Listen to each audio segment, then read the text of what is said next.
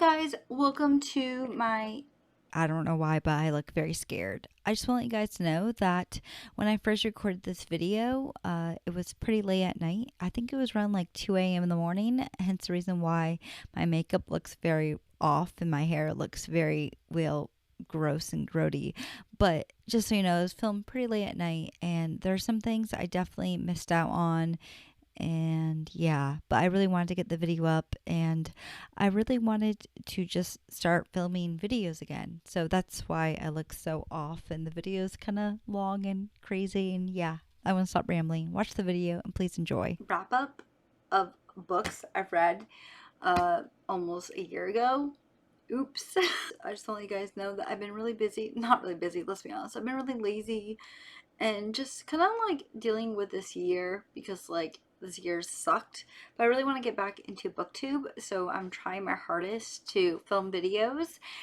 And I feel like I really need to do a wrap up of books I read a year ago. So a lot of these books I actually don't remember, but I do remember what I liked and what I didn't like. Also, these are books that my best friend Sam recommended when she came down last time. I think the last time she came down was for my birthday. So these were recommended to me like legit a year ago.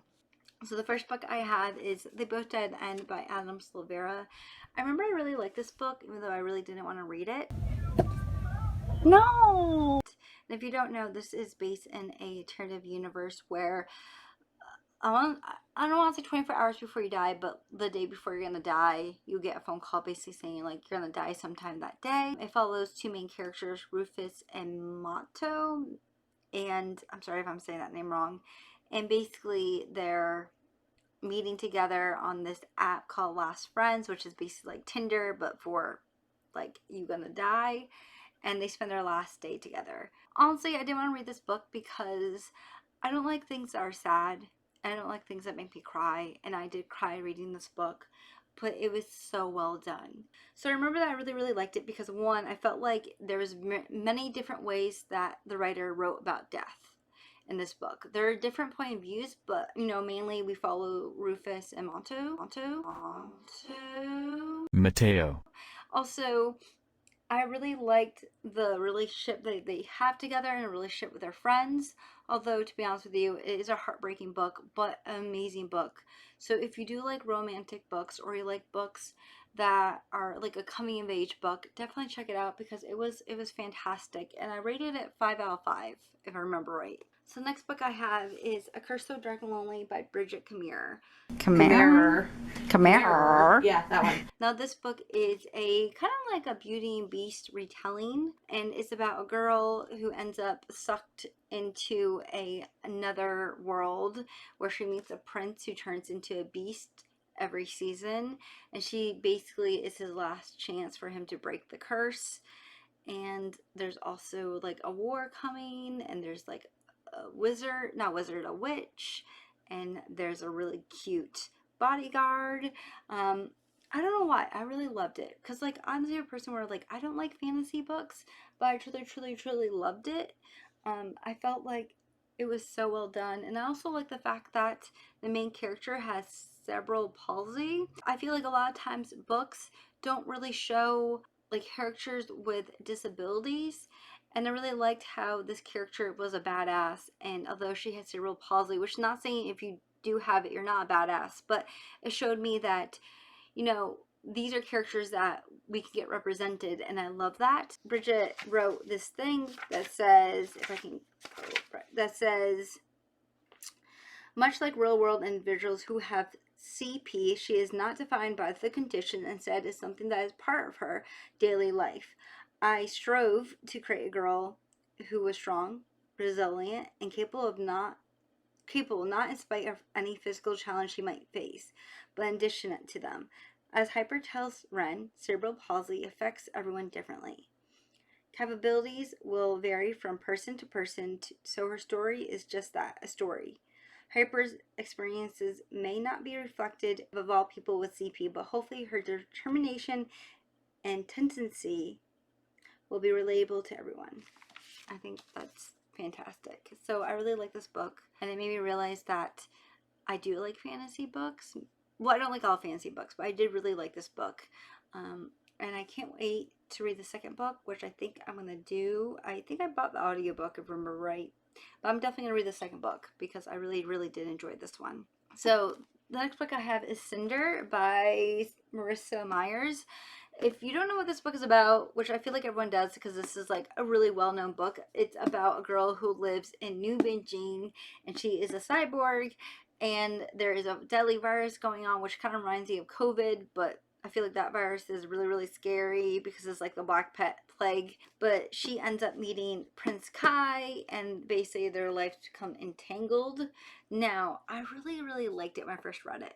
The only thing I really didn't like is the love interest. I felt like her and Kai's relationship was definitely really, really kind of pushed. I felt like there was no reason for him to be like, I like you, after like the second time they met. I felt like that was really rushed.